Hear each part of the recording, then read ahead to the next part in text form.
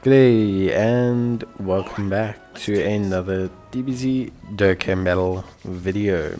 In this video we're going to be taking a look at, basically we're going to be taking a look at the Cell Max event and how the Buu duo performs in the Cell Max event and just get a good feel for them. Now the Buu duo are a very good pair of units, or I say pair of units, but a good unit, and happens to be two units, joined forces and all that. But yeah, the Buu units are very good, exceptional units, and as with the GT duo, are incredibly strong.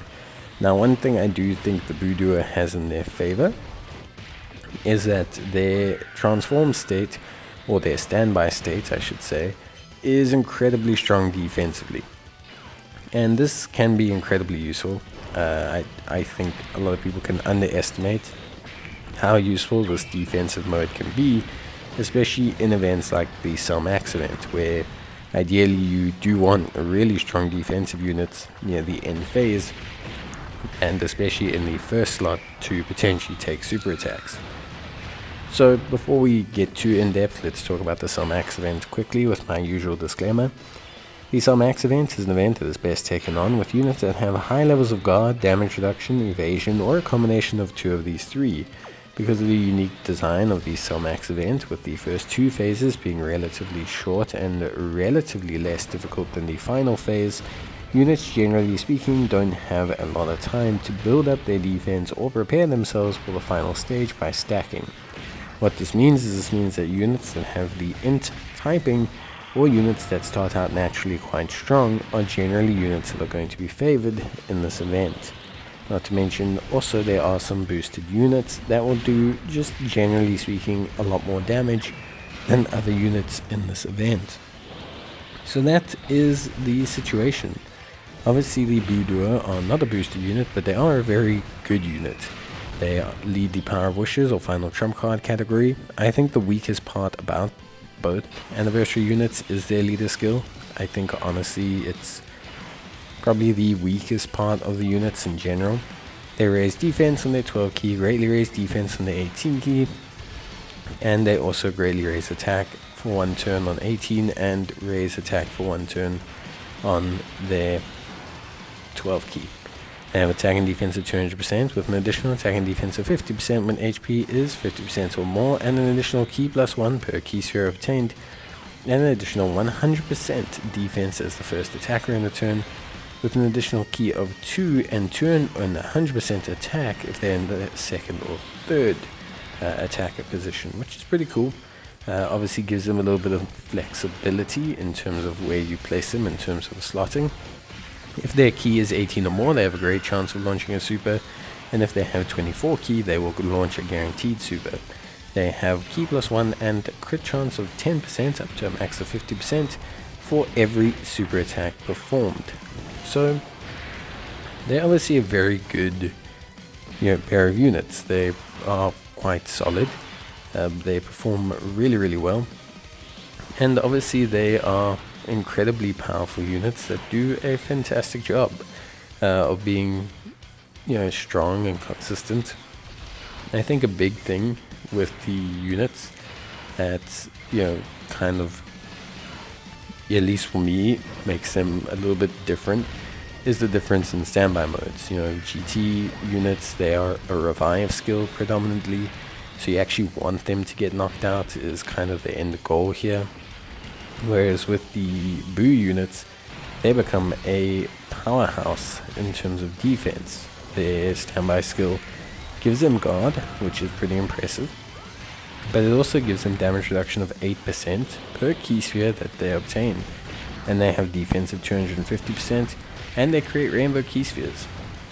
So they're pretty good, not to mention when their Spirit Bomb period ends, they basically fire off a huge super attack, which is pretty good, honestly, and can do quite a fair chunk of damage. So there's a very good kind of setting in terms of their performance, and I think overall they are incredibly solid and really just quite strong units when it comes to measuring their performance. Now obviously in terms of the, how can I say, like Cell Max event, the Budo are relying a lot on raw defense.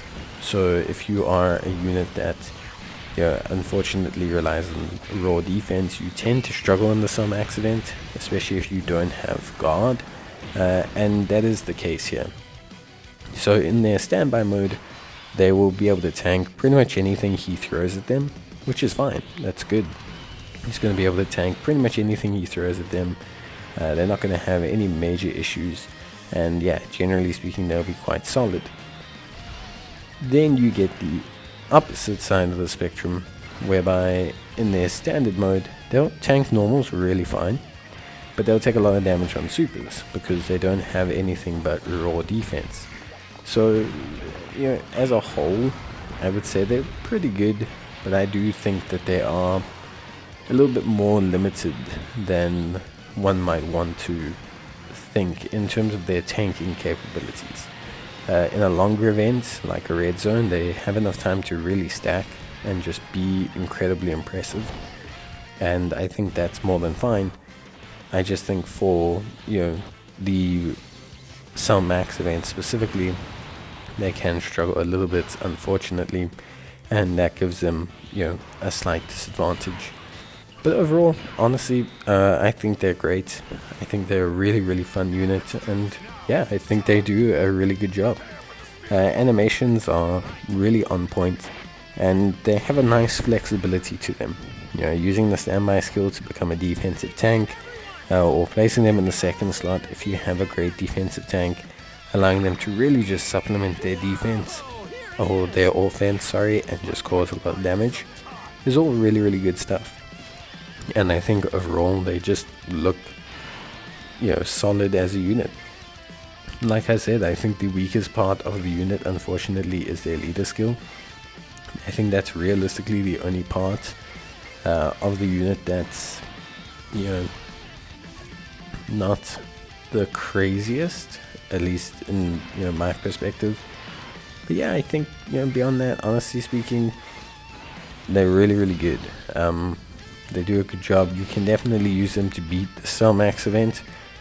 The thing is you're going to have to use them in their standby mode if you want them to be a number one tanking option for you. But that's okay. That's what it's designed for. It's designed so that they can tank and be a tanking option and really just kind of, provide you with options, allowing you to essentially grab whatever options you need and to build around that. So all good stuff.